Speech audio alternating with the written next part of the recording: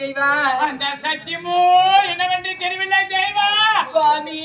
இந்த பச்சை வளம் போடி நெருக்கன் அருகே சென்றார்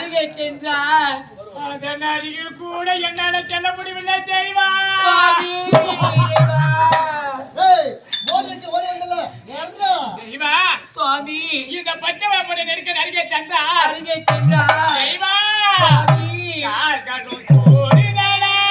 கருப்பண்ணா கருப்பண்ணா கண்ணமணி தந்துதழ கருப்பண்ணா தெய்வா